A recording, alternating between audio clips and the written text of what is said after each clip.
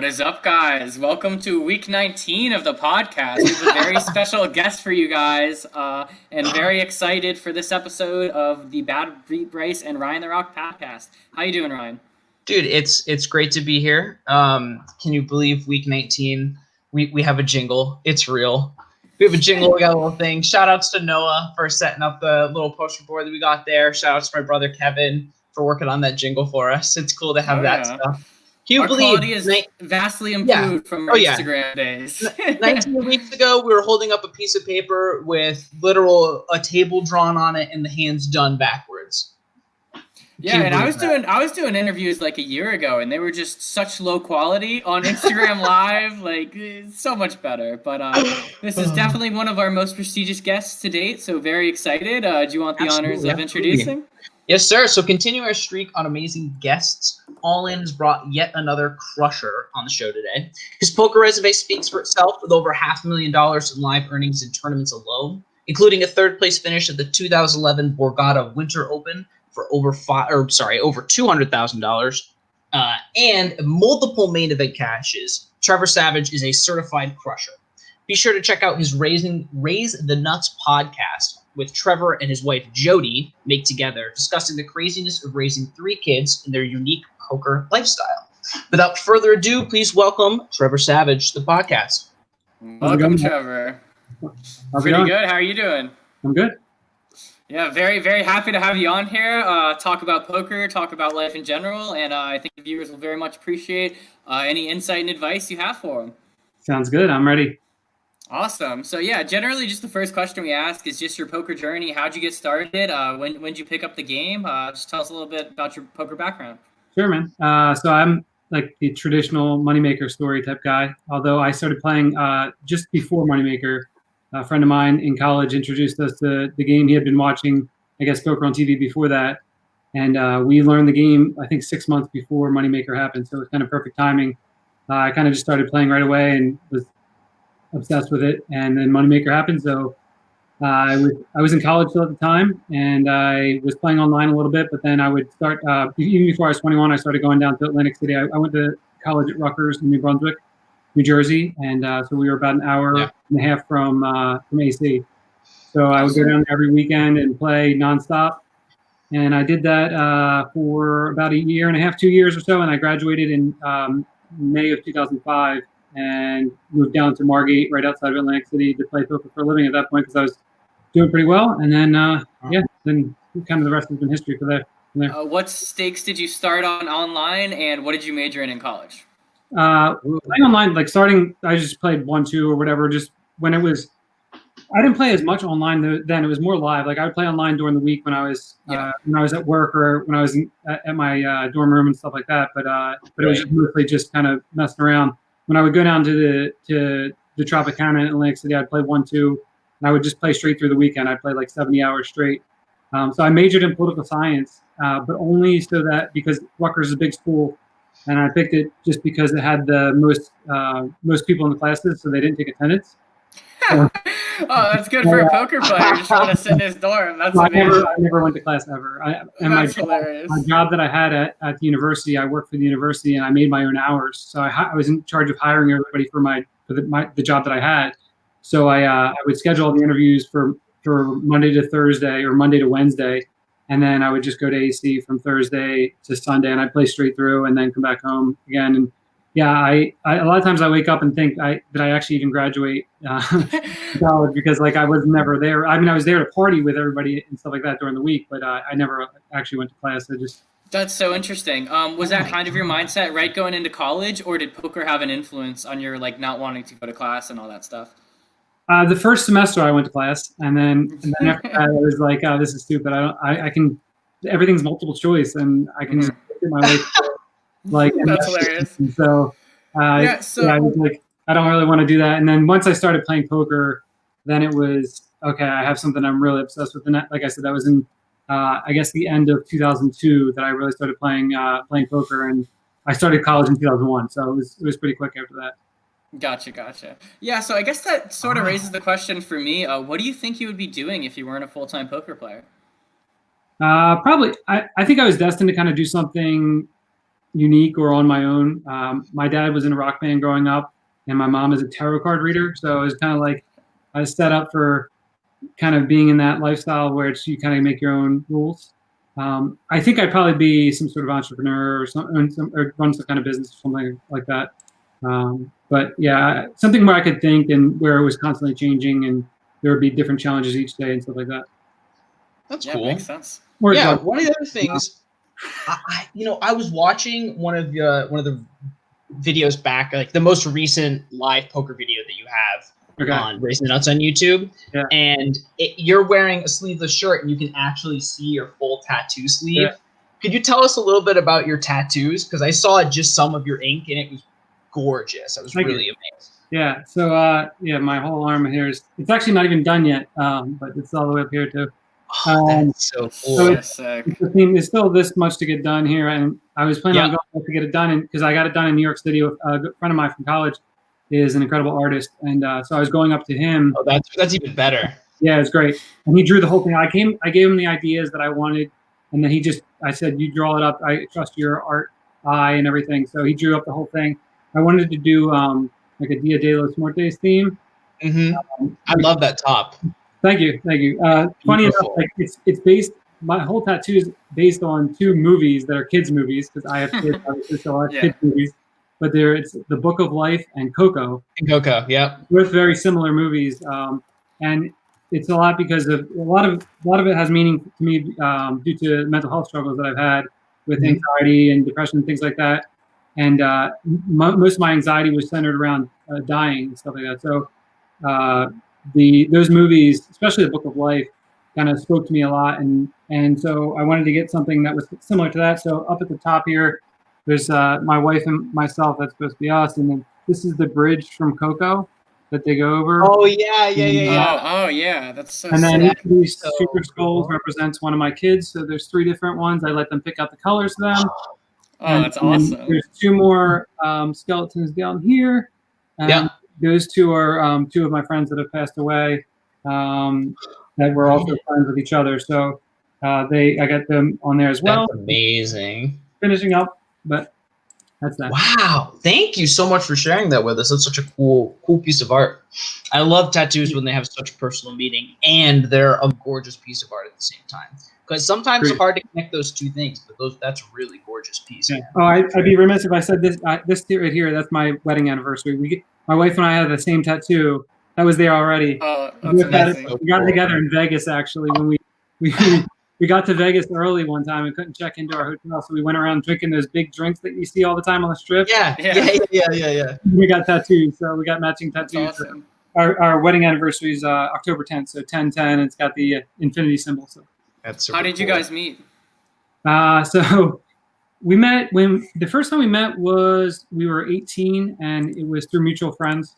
And I actually encouraged her to date my friend. Dated my friend for 8 months. Wow, classic, really. This is like a really long story. I'm going to give you the very short version. Actually, on our podcast, I think episode 3, I went through the whole love story. It's like 30 minutes long. It's really way too long. I love it. But basically, we met friends. I told her to date my friend. She dated him for 8 months. I was very nice to her, though, the whole time. They broke up. We didn't see each other for a couple of years, and then we reconnected through the same mutual friend again. And then after that, it was kind of we didn't get together right away, but it's a long story, so I don't want to go. It worked out. Yeah, it worked out, exactly. So getting back to the poker a little bit, you mentioned how Chris Moneymaker and that sort of effect obviously kind of got you into the game, but you've cashed in 3 World Series of main events, 2009, 2015, and 2019. Could you describe some of the differences between 2009 and 2019, just the World Series? Yeah, sure. 2009 was my first main event ever, too. Obviously, to cash in the first main event was pretty amazing. And I've just remembered that I kind of stun ran after day one. Day one, I just did like okay, and then day 2, I had a great day. I think I finished the day in like 30th in chips or something like that. And it was just like I just kept making sets against people. It's like I didn't do anything great. I just kept making sets against people who didn't fold. I had one very memorable hand, and this actually tells you how different things were then. This is in the main event, and I had a hand where the guy had just punted off like a huge stack to another guy and had 30-something big blinds left.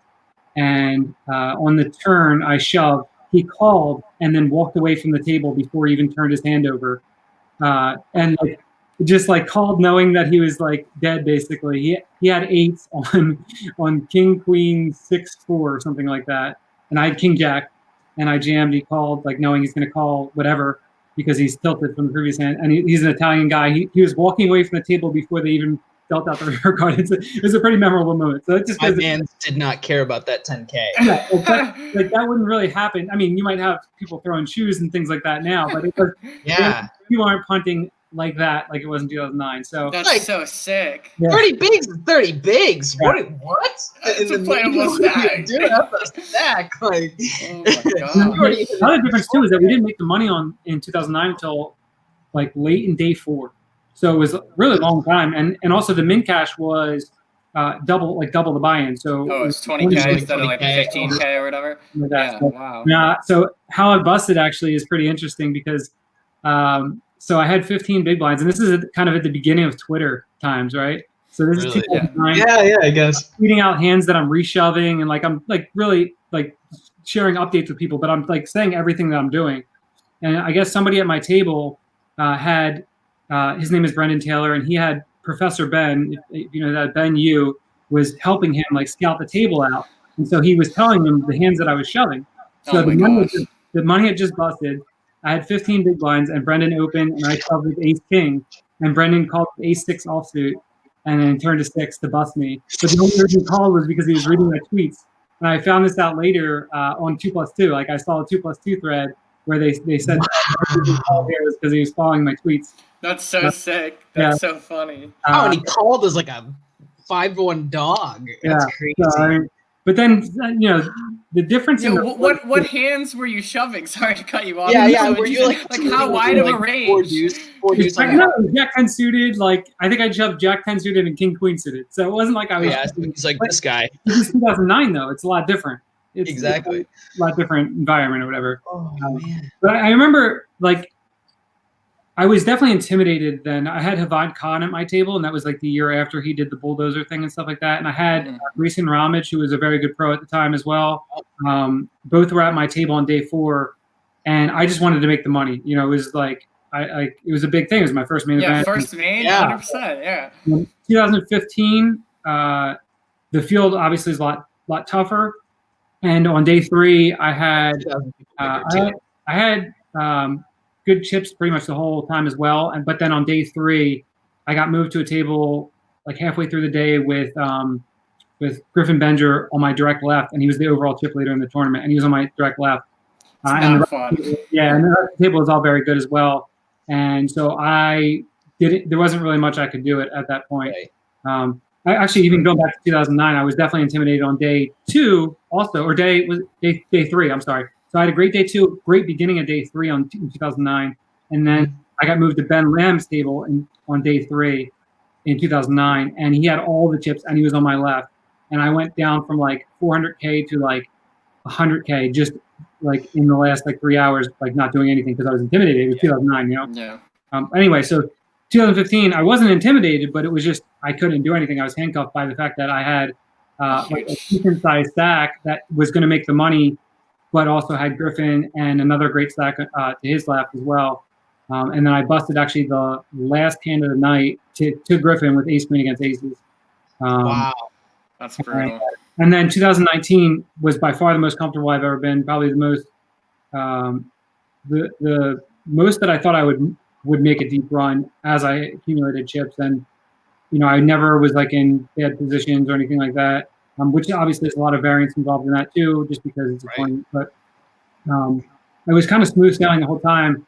And I busted on day 5 with kings against king queen suited for 50 big blinds, all in pre-flop. So that's one of the worst bed beats as far as like just the moment and everything. And it was kind of rough, just because you have, you know, it's the main event. It's day 5 of the main event. There's 250 people left, and you know you have kind of expectations of how you just want to be in the tournament still. And I wasn't even in like I'm not upset about for the money purposes or anything like that, or even for the beat perspective of it or anything. Just because I wanted to be in the tournament still. Like I had so much fun playing in it. So I think tournaments are a different beast. Just a survival feeling. Sorry. Absolutely. Go ahead, Ryan. Yeah. And I think, you don't have to answer this question, but did you have 100% of yourself in your main event bullets? And if you didn't, did the fact that you were also had other investors impact your decisions at all during the main?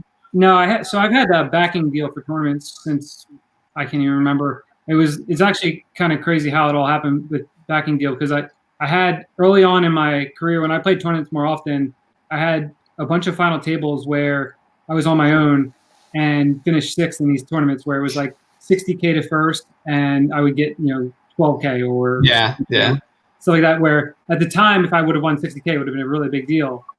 So at some point, actually right before the main event in 2009, friends of mine said that they wanted to back me, and I said, okay, sure, that's fine. Like, let's do this. And that's awesome. I'm sorry, for 2009, I just sold pieces. 2011 was when I'm screwing up my time frame here. Sorry. 2010, I had a score right before we got married where it was a $500 buy-in tournament, and it was the first tournament I was staked for. It was a $500 buy-in tournament, and I chopped it 3 ways for 65K or something like that. And it was obviously not bad. It was the first time. Like, I had been in the same exact spot so many times on my own money, and now, like, obviously I got to chop it. Yeah. Which is great, obviously. But from that point on, I just stayed staked and everything. And but yeah, like, I've never. It's been with the same guys for 10 years or whatever. So I never worry about them as far as like anything, because they trust me. I don't feel like I'm gonna let them down or anything like that. And like it's whatever. It's just. I'm sure you've made them a lot of money if you lose here and there. Yeah, and like they're very successful players themselves. They stake a bunch of other people as well too. So it's like it's not. I know what's up. If I had a bunch of investors and like I had sold like action to people who like watch my channel or things like that, I mean, I might feel bad for them in a sense, but I think I would just feel bad that the run was over. Like, that's part of the reason I felt so bad, because this time in 2019, I had a lot of people that were rooting for me because of the YouTube channel and stuff like that. So, I was like, and I was getting like hundreds of Instagram messages every day from people like following along, and like I want to keep updating each day. Like, I'm still in this thing. Let's go, That's awesome. Yeah, to have those people following you through the process makes it all the more better. Yeah. I totally agree. I will like it's much different for me too, because I tournaments are always just a bonus for me, and so it's like I don't even view tournaments as part of my poker playing life. Like, tournaments are like a bonus, like, side job, as a different form of poker completely. So I have my day job, which is playing cash games, and then if I have any tournament success at all, then that's great. But and even if I won the main event, it would have just been like, okay, that's cool, I won the main event. Like, that's cool for people that were excited for me and stuff like that. But nothing else about my life would have really changed at all. And speaking of that sort of cash game side of it, as someone who's played for such a long time, you had an interview with Card Player this past year where you said, and I quote, when I started playing at the Parks Casino, I made a decision that I played so many hands at that point that I would always just trust my gut instinct and go with it. So, I haven't played nearly as many hands as you have. I'm someone who, I followed a similar track as you, where Bryce sort of introduced me to the game in college, and we've only been out of college for about a year, and the quarantine hit at a perfect timing for me to really get into study as well. So, what are things that you've done other than just brute repetition to get yourself to a point where you're comfortable with just taking your gut instinct and going with it? Yeah, I mean, definitely the main thing is just the repetition for sure. Just getting in hand after hand after hand and playing so many hands. I probably played people ask me this all the time, but I think I've played between like 12 and 13 million hands in my life, somewhere around there, because I've played online for so long. Good Lord. And I've got a million hands for the until last year. Last year I played 500,000 hands because I switched to playing mostly PLO. But before that, I was averaging 1 million hands every year for 5 or 6 years. Alone, since New Jersey. So repetition for sure, number one. For me, it just depends on how you learn. I've always learned the most by playing and watching other people play and thinking about why they're doing what they're doing. So I'll pick out a couple of people in my player pool who I think are very smart and think that they're constantly studying things and constantly changing their game, and I'll just go over hands that they're playing in my head over and over again all day long and figure out why they're doing what they're doing. Right. That's the main way to get better, I think. to just to give yourself that confidence. But besides that, like the way things are now, like with No Limit Hold'em, honestly, if you're not using like a solver or one of those things, like you're going to be behind the curve in online play. In live play, it's just the hours. Like you can't replicate intuition in live play and understanding feel and understanding game flow and things like that. That's something that comes with time and with playing. And I'm lucky that I have played both live and online for extended periods of time. So I've been able to kind of develop both of those different intuitions. Like, I played so much online poker that I have a very good feel for what people are doing, intuition on what they're going to do, even though I can't look at them in the face or anything like that. But, right. That makes sense. Makes sense.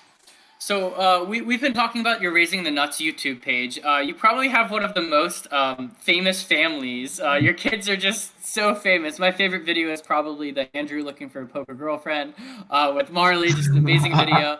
So you haven't made a YouTube video in a while. I'm assuming that's because of quarantine. And we discussed a little bit how you're more focusing on the entertainment side of things opposed to like the hand breakdown side of things. What goes into that? And do you have any exciting ideas for the next videos or anything like that? Yeah, so there's going to be videos from two different entertainment angles going forward. I'm going to continue making some of the kids' videos for sure, and I have one that I'm currently writing up right now that I have to get around to. It's been tough during quarantine at all. Obviously, one, because I can't play live poker for those types of videos, but the second part is that I've been playing so many hands online because things are so good that I'm just going to be playing so many hours. So it doesn't leave a lot of hours for me to basically with the kids' videos. It's a pretty lengthy process. Like each one of these videos with the kids takes a lot of hours. I have to write up a script. I come up with that with my friend Jay. We'll come up with the different script ideas all together, and then we have to come up with costumes for the different things that they're going to do, and then we have to film obviously each scene and everything, and then the editing process is quite a while. But we have something in the works for it's going to be something to do with Doug Polk playing Dan and Negreanu. I cannot wait to watch that. Different ideas there for that. And then as far as the poker stuff goes, once the world kind of opens back up, I'm going to be formatting everything just like my last video was prior to quarantine. The last video I had that came out right before quarantine, I did the Play Every Hand Challenge, which I've done for a while, but I actually showed every single hand that I played. So I went to the Golden Nugget in AC and I played 92 hands or something like that over the course of an hour and a half or 2 hours or whatever it was. And I filmed every single one and then talked over it. So my idea, and the video, like people seem to really like to see every hand and everything like that. So, and I play every single hand. So obviously, there's a lot of things that come up. But my idea is to spread each of those videos over the course of 5 days, make the videos 10 minutes long and get more into the characters at the table. And like kind of go more into that side of things from an entertainment perspective. I'm not going to, I'll obviously show you everything that I do in the hand, but I'm not going to talk about like why I'm doing this and things like that, because I think it kind of bogs things down a little bit too much. And I want to focus more on the fact that it's fun to play every single hand. Oh, for sure. That definitely probably appeals to the less serious poker players. Like when you watch some of these hand breakdowns from like, you name it, Nimi, Owens, Vibes, like they go very in depth.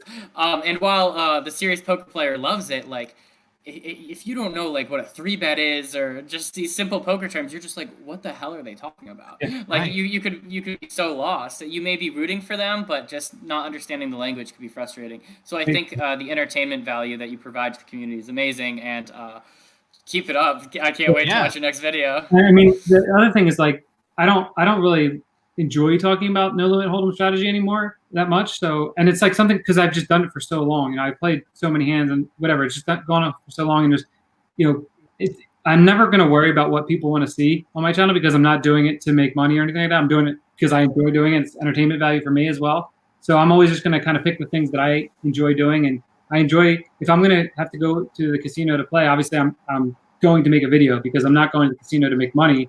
I'm going to play a 1-2 game somewhere in the middle of nowhere or whatever, just to play every single hand. Throw $5 in the middle and have a good time. Right? Yeah, and so I want to to film that and make it enjoyable for myself, or else I'm just not going to do it. Yeah. You should also think about, because I saw on your Instagram the heads up hand you had with your daughter. Where she snapped you off, where I think you had like an open-ended straight flush draw, and she had top pair, and she held on the rest of the board, and then she was like, "You're trash." But I think you, the wife, and the kids should play a little tournament on stream. I like that would be a lot of fun. Yeah, that's good. That's a good one. Yeah, we actually did one before, and I just never put it out. But oh, you did? Okay. I think there was too much fighting. There's too much competitiveness. And then turning into a bad thing. Yeah. Right. Do you think any of your kids are considering poker at all? Or I know one of them is doing cheer and such, but have any of them? I know they're young, but any very young. The oldest one doesn't like poker at all. Her birthday's tomorrow. Actually, she'll be turning 12. She doesn't like poker. Cam, who's 10 now, Cam likes it, but and like they like to play when we get it out, but it's just just for fun. Andrew is 6, and he's already really good at poker. Like he already knows what's going on, so I'm sure he's gonna be pretty good at it. But I mean, they'll probably play as a hobby at some point for sure. That's awesome. That's awesome. That's great. So I know you've talked about kind of wellness, overall wellness, and health and fitness and all that good stuff. You've talked about how you lost a lot of weight, and I was just wondering how much your life and trajectories changed when you decided to pick up dieting, to pick up working out, and all that good stuff, and just kind of talk about how your life's changed. Yeah, that's a good question. So I started losing weight actually almost exactly 10 years ago. I was 263 pounds, went to the doctor. So I was 27 years old, 263 pounds. We just had our second kid. And so I went to the doctor and they said that your blood work is really bad. You need to lose some weight. So I talked to a friend, and he's a personal trainer. And so he helped me out with that stuff. So that kind of started things going, but it didn't actually really completely pick up until I had a really bad panic attack actually at the end of 2013. And it's kind of when I was really starting to feel the effects of anxiety. We were expecting Andrew at that time. So I had 2 kids. The third one was on his way. I was 30 years old, which traditionally, after now studying mental health for quite a while, that seems to be a very common age for people to start feeling the effects of anxiety and depression. Once that happened, that kind of set me on a new path to figuring my brain out in different ways that I ever really imagined. So that kind of set me on a path with meditation, really focusing on the way that I was eating. My wife is in nutrition, so she's obviously been a big help in that. And it helps when the person who buys the food and things like that knows what they're doing. That helps a lot. But it certainly helps. It helped my life in general, but it helped my poker game as well.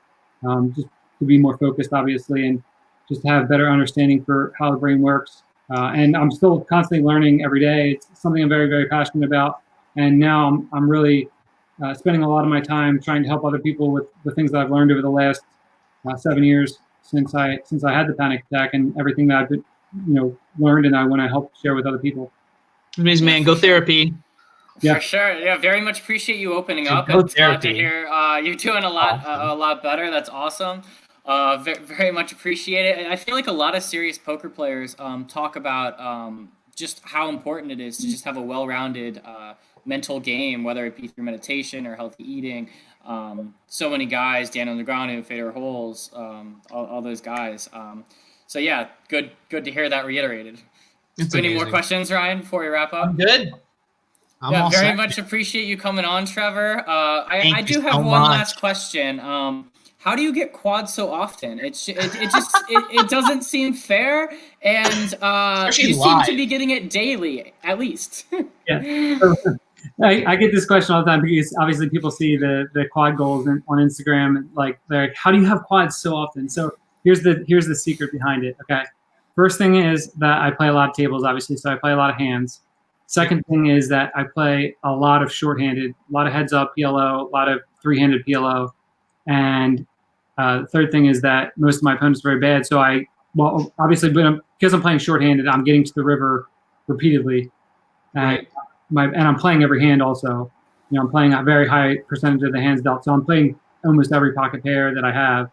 And so because I get to the river more often in these spots, then I just end up having quads more often. So that makes sense. Yeah, so that makes sense. You're gonna have quads more often. Yeah. It's not as exciting as a secret, but I mean, yeah. Awesome. I was like, is he gonna tell us? Is that a program on his computer? Yeah, I have the cheat code. I have the pot ripper cheat code. For most people who are playing one table or two tables of on a Poker Bros site or something like that, they're not going to see quads that often. For me, I don't even put on Instagram all the ones that I get. Like, I get like 6 or 7 or 8 a day or whatever. And like, I get straight flushes and royal flushes all the time. Like, it just happens because I'm playing, Somebody has. I'm like probably, 20% of my hands are heads up and probably another 20% are 3-handed. So it's just, I'm going to be in every hand, It's seen lots of flops, not a lot of folding. My gosh, that's awesome. Crazy. Thank you so much again, Trevor. Very much appreciate you coming on. Good luck on the grind. Hope you continue to put the hours in, and look forward to watching more of your videos. Will do. Go check out his podcast. Thanks, guys. Take care, man. Alrighty, so we have 4 hands, I believe, for you guys today. Yeah. Pull those up very quickly. 4 of them. This first one is craziness. Do you want to give a little background? It's not your hand, but no. So this one is a viewer submission, which is a 2-5 home game. Where before I pull up the hand, a little bit of context about where they are in the session. This is very, very deep into the evening. I believe at the beginning of this orbit. Oh, Bryce, there's a echo. You're still experiencing. I got you. 1 second. Yes. So while he's doing that. Okay, we're good. We're good. Okay. Yeah, so 2-5 game, super late in the evening. So they've agreed that this is the last orbit, which kind of ties into. It is late at night. He said he was particularly tired, so that can definitely tie into decision making for sure. We've been here for a while. So 2,300 effective, and under the gun open to 20. Here with 9s, under the gun 1, they're going to raise it up to 70. Deep into the evening, I see this, that makes a lot of sense. You guys are here. You guys are comfortable. If under the gun is a particularly loose player, 9s is a fine 3-bet there. But a lot of the time in such an early position, especially under the gun 1, facing an under the gun raise with a medium pocket pair, this is generally a flat for me. But I think it is player dependent. You're also late in the session. And if under the gun 1's a loose player, fine with the 3-bet. And obviously mentions us. We're incredibly. We're also super deep. Yeah, I think that's a huge factor. In the decision to 3-bet. Obviously, player dependent. You want to get money in if you flop a set. If a nit is raising under the gun, I'm not raising him here. I'm happy to get it in with a few people, but I think it's fine to attempt to isolate or narrow down the field to nothing wrong with players. So that's fine. So C3 decides to bump it up to 210. Let's see what happens. Folds all the way back around. Under the gun, interestingly, folds, and we decide to put in the call. That's fine. 9s isn't really a 4-bet hand. You don't have any key blockers. Absolutely not. Yeah. No purpose to 4-betting there. Perfectly fine. Exactly. Flat. Pretty favorable flop for the 9s. It's all right, flop.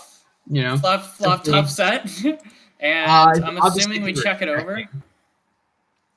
Should be checking super small. Yeah, all right. And he bets 200, and we decide on a flat, which I think is totally fine, totally standard. If you raise, you get out a lot of his ace kings, ace queens, king queen suited, all suited broadways. And that's going to be one of the keys to this hand is talking about what is his 3-betting range from there versus an under the gun 1 3-bet. He's 4-betting. What is his 4-bet range constructed of here? A lot of overpairs, a lot of ace king, king queen, that kind of stuff. So absolutely. Decent amount of money in the pot now. 847, about 2 times the SPR ratio. Turn is an ace, not a good card for us. Obviously, villain could have aces, but it could be good in the sense that he has ace king, ace queen.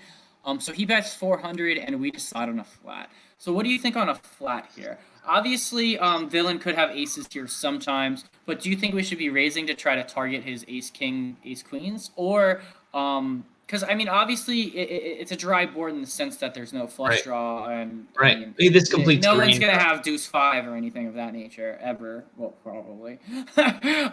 But so do you elect to flat here, or are you gonna put in the raise? Yeah, it's interesting because that's the thing is you kind of have to think about your opponent in this position and what are they going to think if you raise here. And also you have to think about sizing. So maybe on the flop, a raise might have made sense if the board was a little bit more wet. So for instance, if it was like a 9-8-6 board with 2 spades, I could totally see a raise on that flop for value. 100%. That makes a lot more sense. On this flop, a call is fine. This turn's obviously not great for our hand. But yeah, like we said, if the ace-king was barreling on this flop, ace-king still thinks it's good here, and they have no reason not to think that they're still good here. So don't give them any reason to not think that they're so good. Because ace-king is willing to put in stacks on blank rivers. Let's assume that it's a blank river. Do we just rip it, assuming that ace-king or ace-queen might check back, or are we going to let them hang themselves if they decide to value bet the ace-queen, ace-king, ace-jack? Oh, it's such an interesting question. Because that's the thing is like, you have to decide, because this is a unique spot. This is a 4-bet pot. And I think jam. I think you jam. Because I think ace-queen, let's say a 10 barrels off on the river. If we don't have too many ace-10s, but he might just check that down. Because we also have all the sets. And if he has just ace-queen, ace-king might bet there. But I think if you call here, you should be setting up a potential river jam, unless you just are so sure this dude has aces. But I mean, you can't always put your opponent on the nuts. But let's see what he decides to do. And that's also one of the concerns here, because watch, when we call here, look at the stack sizes. The turn sizing from the villain was such that a river sizing, like stacks are looking like, a pot size bet back is kind of where we're at here when this river rolls off. So a queen obviously is not a great Not good. Yeah. So opponent could have ace-queen here, in which if they have 2 pair, this is just obviously a massive cooler. Yeah. Ace-king, I think shuts down here 100% of the time. And villain could also have pocket queens here, but they could. Be weird for them to sometimes. Yeah. I don't think it's absurd of them to bet turn. Yeah. But I mean, exactly. I don't think he has pocket queens here too often. It would take a certain kind of player to bet that turn with queens. We decide to check it over, and villain decides to put it all jam. So obviously a massive, massive, massive bet. And I just don't think this is ace-king here ever. Yeah. Ever. So that's the thing is, like, if I'm in this spot with nines, when we initially had this discussion, I was like, oh my god, like this should be a snap call on this board. But then when you look back at it, you're like, it is a 4-bet pot pre. And I think the it's real still decision. No, I think the real decision here comes down to, does seat 3 have a 4-bet bluffing range? If you know this villain and you have a history with this villain, have you ever seen them show down a hand in a 4-bet pot that's worse than queens? Like, have they shown down king queen? Have they shown down king jack? Have they shown down nines? Like, how do they have the potential to 4-bet bluff here? So if they have no 4-bet bluffs, then even the math isn't super in your favor here on a call. Because if the ranges are this tight and there's 6 possible nut combinations that you're losing to here, then yeah, I can see how this could become a fold, because we're in a 4-bet pot and ranges are so tight. Yeah, and I think it's important to note that he said this is a very competent reg, that he said is sort of on the tight side. So when he jams here, I mean, let's look at the value hands. Pocket aces, pocket queens, ace queen. Do you think ace queen can profitably jam here? Yeah, that becomes an interesting question too, because villain has to think about, like, what the heck are you calling him down with? Exactly. Like, what gets to the river? And I think that's the important thing to note, because this is, I mean, I haven't played with this specific person, but they're a very competent player, and they don't seem to spaz often. So if you're not playing against a giant fish, you're trying to cooler them. You assume they have a huge hand. What are you putting them on? What gets to the river on this board that you're putting them on? And I think the answer is a set. Like what else does he have? Unless you assume we have a hand like ace-9, ace-4, ace-3, which we could have. And if you think we call with that 2-pair, I mean, if I have ace-4, ace-3, I'm laying this down. I'm insta-folding this to a tight pro. Because ace-queen smashes the range. He has all the sets of aces and queens, and I fold. I think normally against a player I have no history with, I toss in the call. Yes. But against a tight pro, which he says is incredibly competent, I honestly think this screams value. And I think because he bet so big, if he bet 1,000 into 1,600, obviously he's leaving himself back with not that much. But I call.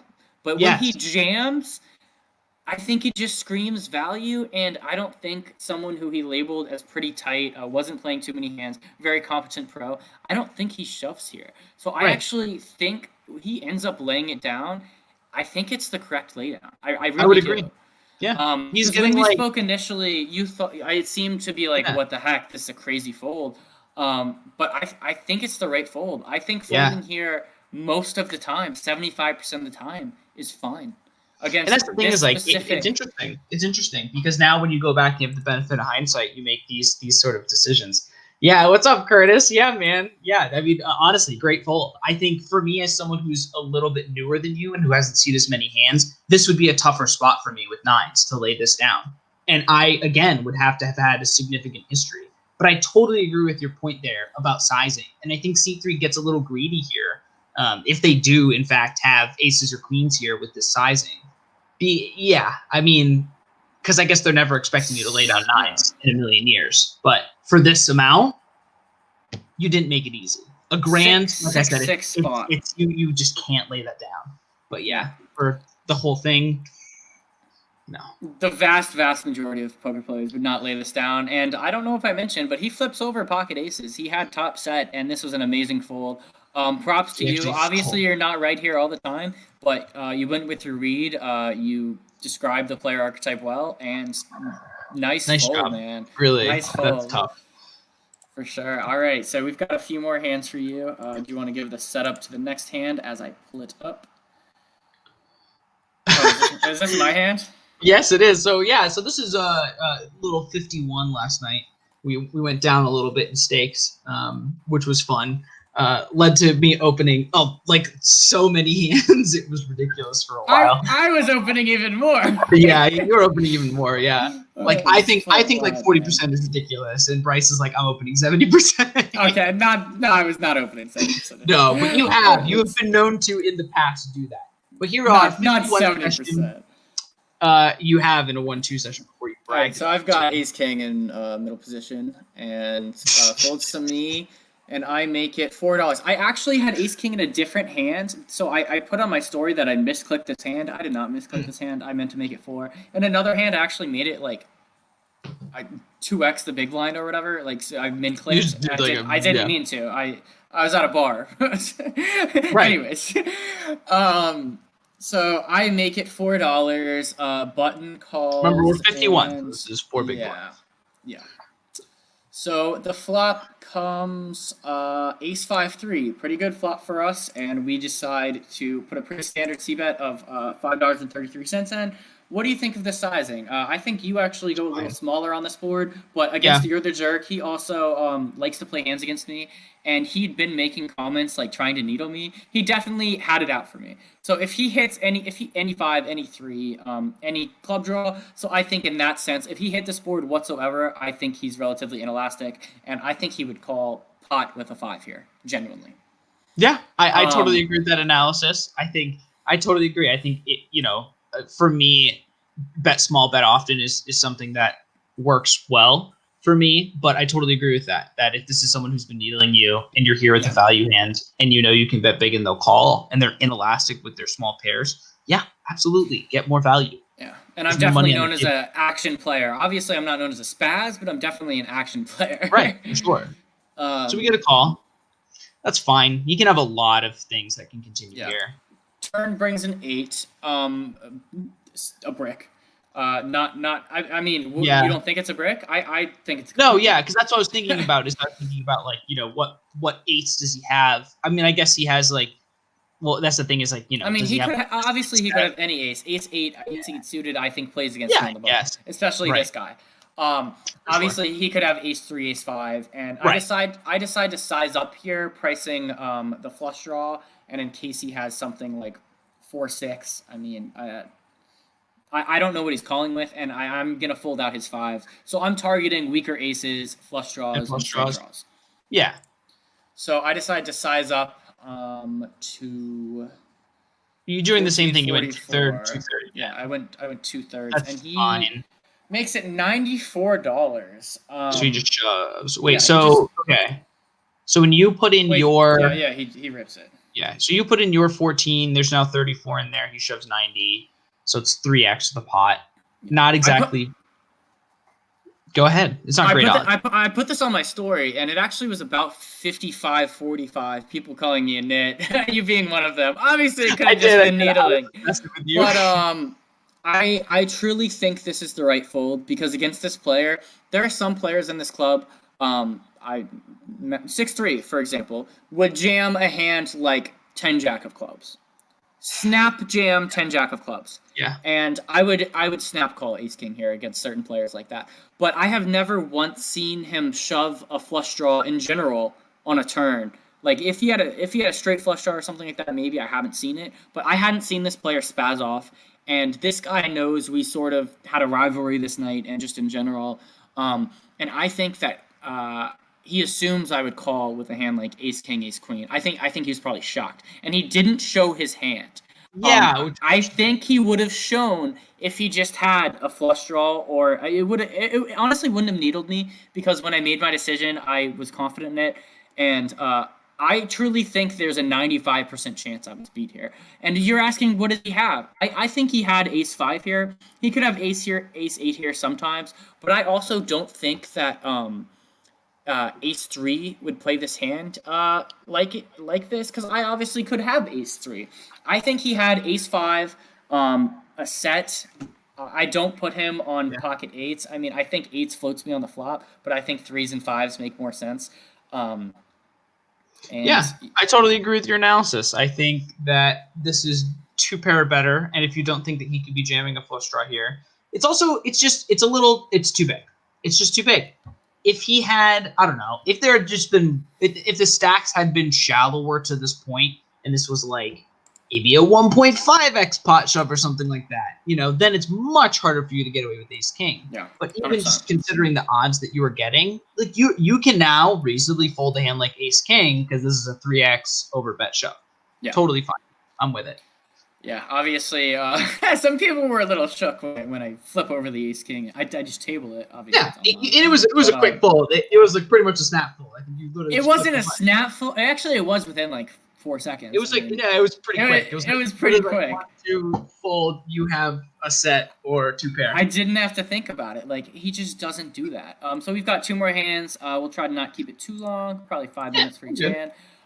So this next hand, Ryan is playing 51. Yep. Was this also last night? Yeah, it is. Yeah, this is also last night. We're 40-something hands into the session here, and we are going to pick up pocket 10s. We are in the hijack. We're in the hijack. And the low jack is going to open in front of us to 2.5. We're going to go ahead and bump it up here to 9. I think this is fine. I think, especially considering we're here in middle position, that 10s can be a 3-bet. I think it can also operate as a flat. Like a flat's fine here with 10s. I completely disagree. If you flat here, you're bad. If you flat here, you're bad. Flats definitely isn't a spaz and doesn't play too many hands. I don't know why I keep using that term. I never use that term. But anyways, Flats is a competent player, and you assume he has a mildly strong range. But when he only 2.5 X's, like it was a little weird. I thought that if he has a huge hand, there is no way he's going that small. And I think you need to isolate him because 10s he has to do it with the slider. It made no sense. If you flat, you are getting a call from each and every one of them. I guarantee you're going 5 ways with 10s. If you want to go 5 ways with 10s, you be my guest, but I am not going 5 ways with 10s. So I think it's incredibly important to thin out the field here. And I like your sizing. I like the bet. Don't question yourself. It's a good raise. I think it's we get a call. Actually, he was supposed to be in the small blind, which makes that flat even more suspect. But mash free flats out of what was supposed to be the small blind, which is a little weird, and I don't know what that's supposed to be, especially when it checks. But they check it over to me, and I go ahead and go with my bet small, bet often. We're here on a rainbow board. There's not a lot that should be connecting here that he's going to have that open calls a 3-bet. I guess, 8x some stuff, maybe some ace x of, ace 8, ace 5, stuff like that. But there's just a lot that's out there. And so this is something where, bet small, bet often with your overpairs. You could probably size up a little bit here, especially into 2 people. But I am in position, so I don't know. What do you think about going this small into 2750? I think I have a read on your sizing tells that I will talk to you about this after this podcast. But I think it's fine. I do look to go a little bigger simply because who you're playing. Fair.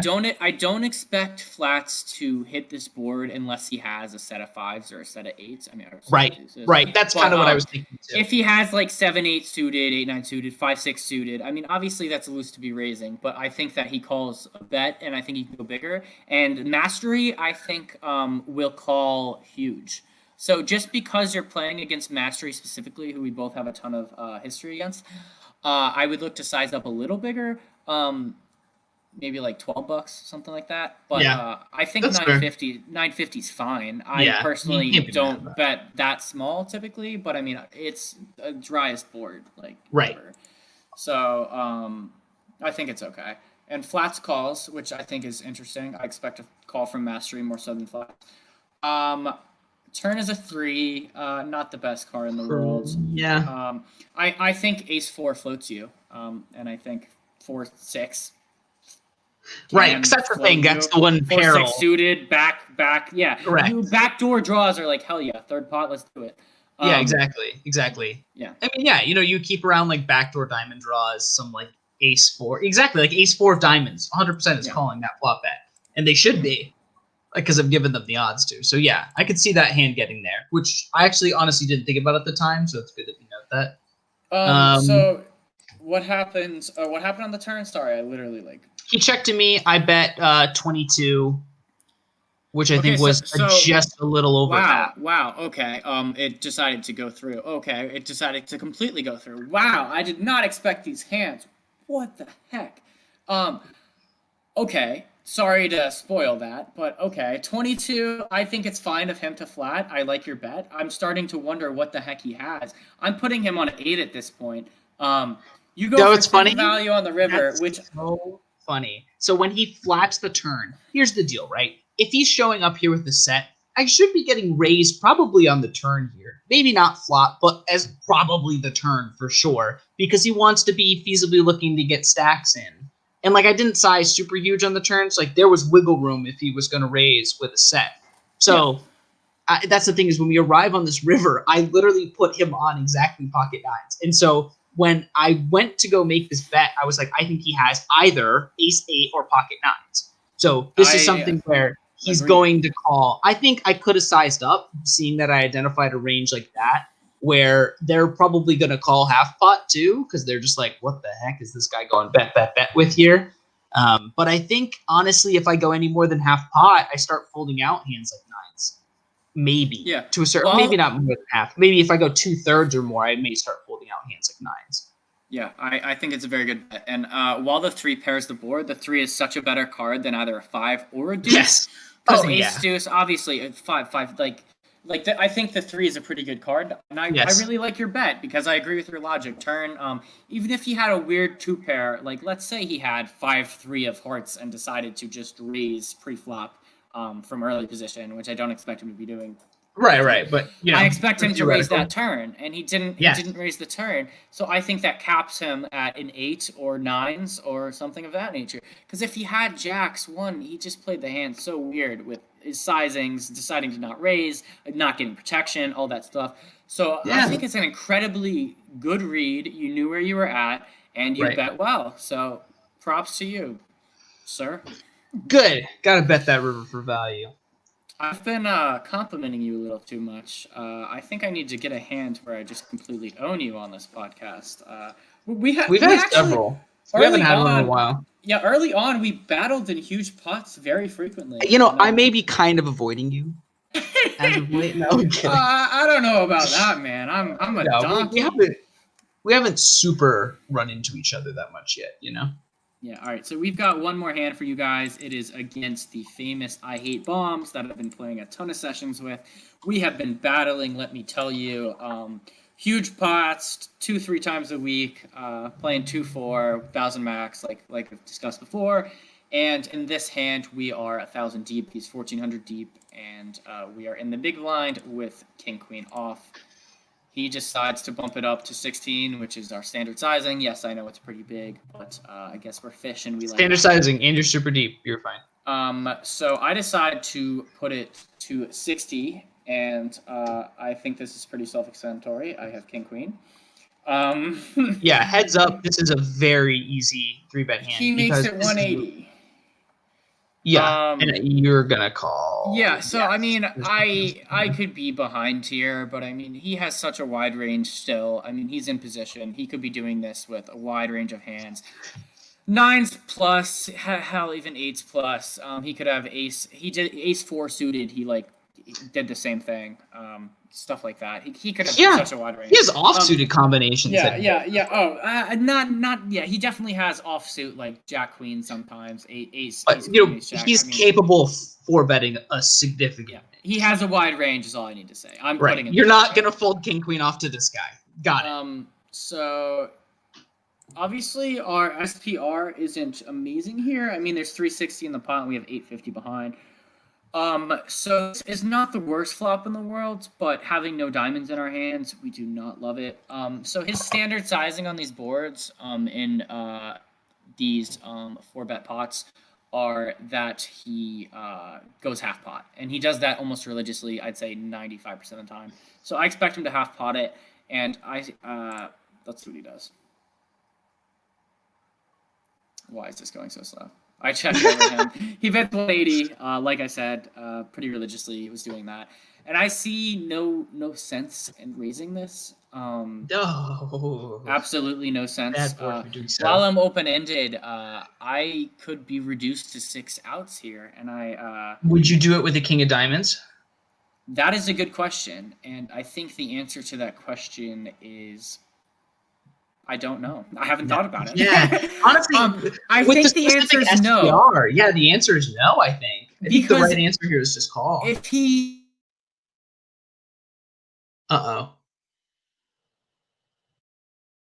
Bryce.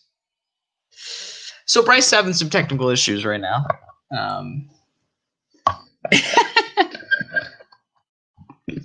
The poor guy has frozen. But yeah, so like as he was about to say, talking about possessing the king of diamonds here, I'm gonna agree with what I think he's about to say, in that having the king of diamonds here does make this a fundamentally different situation. But if you raise there, you're raising with something that is a key blocker, and you also don't have the nut advantage, as in you don't have the ace of diamonds, so the ace of diamonds still technically exists, and you're in a 4-bet pot, so it's pretty likely that he's showing up here with an ace of some kind. So the ace of diamonds is still available. Looks like it's just me now, which is a great thing. Now that we've lost Bryce, but I'm sure we'll get him back. And in the meantime, again, I wanted to give a big shout out to Trevor Savage. Awesome having him on the podcast today. Really cool guest. Cool thing to have a guy who's cashed in so many different main events. I've actually met a gentleman who's cashed. He's close to breaking the record for the most in a row. I think he's on his 4th main event cash in a row. And who knows if they'll count this year because it's online, if they'll count it as opposed to live. It'll be interesting to see. Oh, here's Bryce. Oh, interesting. So Bryce has lost power, actually. That's what that was. So, interesting.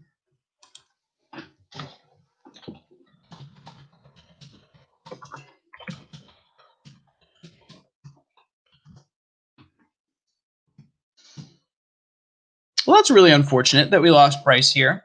But with that being said, hopefully this is still getting picked up. I wanted, again, like I said, say thank you to Trevor Savage, our wonderful guest. Thanks to Bryce for somehow losing power in the middle of All In. And thank you guys so much. We'll see you guys next week. We're going to have other great guests. We're looking at picking up some more really significant guests in the weeks to come. So keep looking for it, guys. And like we always say, keep sending in hands. Viewer submissions hands keep us alive. So please keep sending them in. And as always, we'll see you next week. Bye, guys.